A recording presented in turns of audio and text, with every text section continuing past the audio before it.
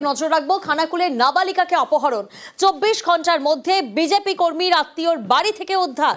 নাবালিকাকে অপহরণের অভিযোগে গ্রেফতার করা হয়েছে বিজেপির যুব মোর্চার সদস্য। আবার পূর্ব মেদিনীপুরের দিকে যদি নজর রাখি, সেখানে ভগবানপুরে আগ্নেয়াস্ত্র সহ গ্রেফতার করা হয়েছে এক বিজেপি নেতা এবং আরেকজন কর্মী। আর এই নিয়েই বিজেপি তৃণমূল চাপানুতর তুঙ্গে।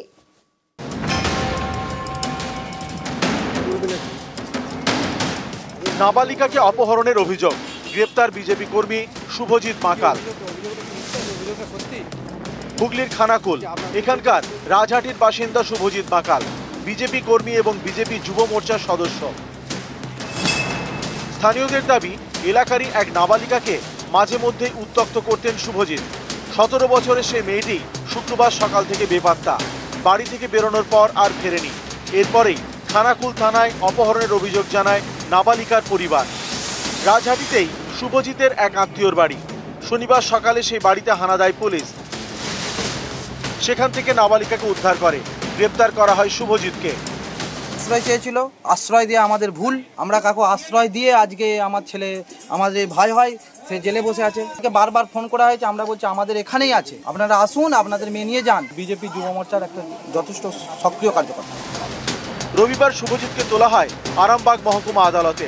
তাকে 5 দিন জেল হেফাজতের নির্দেশ দেন বিচারক। অপহরণের ঘটনা, সেটা খানাকুল থানায় অভিযোগ দায়ের হয় এবং তাতে যিনি গ্রেপ্তার হয়েছেন তিনি আর কেউ নয়, বিজেপির একনিষ্ঠ কর্মী এবং রাজাটি 2 গ্রাম পঞ্চায়েতের প্রধান চিত্তমাকালের সম্পর্কে ভাই মহান। পুলিশ প্রশাসন আইনের পথেই চলবে। আমাদের সরকার, সে আমাদের দলেরই হোক এবং অন্য দলেরই হোক, আইনকে কখনো অমান্য করে না। আমাদের ছেলেগুলোকে পরের পর ফাঁসানো হচ্ছে, এটা হচ্ছে সম্পূর্ণ মিথ্যা অভিযোগ, এটা পলিটিক্যাল ষড়যন্ত্র।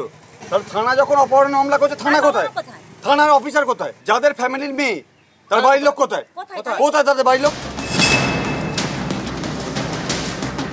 পূর্ব মেদিনীপুরের ভগবানপুর, এখানেই বিজেপি নেতা তরুণ পাত্রর বাড়ি। তার কাছে বেআইনি লাইসেন্সবিহীন আগ্নেয়াস্ত্র রয়েছে বলে অভিযোগ পায় পুলিশ। এরপরেই শনিবার বিজেপি নেতার বাড়িতে হানা, উদ্ধার হয় হ্যান্ডমেড 9mm পিস্তল। বিজেপি নেতা তরুণ পাত্রকে গ্রেপ্তার করে পুলিশ। তাকে জেরা করে আরেক বিজেপি কর্মী প্রবোধ মহাপাত্রকেও গ্রেপ্তার করা হয়। যারা রাতের অন্ধকারে এলাকায় বোম এবং বন্দুক নিয়ে ঘোরাফেরা করে, এরা বিজেপির হারমাত। তাদের যাতে অবিলম্বে দৃষ্টান্তমূলক শাস্তি হয়। যেটা শুনেছি, টোটাল শাসক দলের কনস্পিরেসি, তাকে ফাঁসানোর জন্য এইভাবে একটা চক্রান্ত হয়েছে। খোঁজ খবর নিয়ে দেখছি কি ব্যাপারটা, একজন শিক্ষক, এটা জেনেছি। হুগলি থেকে শুভদীপ ঘোষ এবং পূর্ব মেদিনীপুর থেকে সুজিত ভৌমিক, নিউজ 18 বাংলা।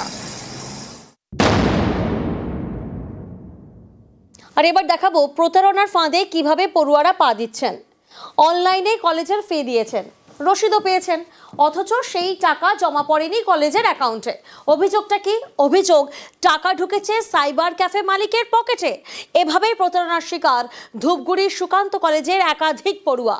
ফি জমা না পড়ায় দ্বিতীয় সেমিস্টারে বসা নিয়ে তৈরি হয়েছে অনিশ্চয়তা। সাইবার ক্যাফের মালিককে আটক করেছে পুলিশ।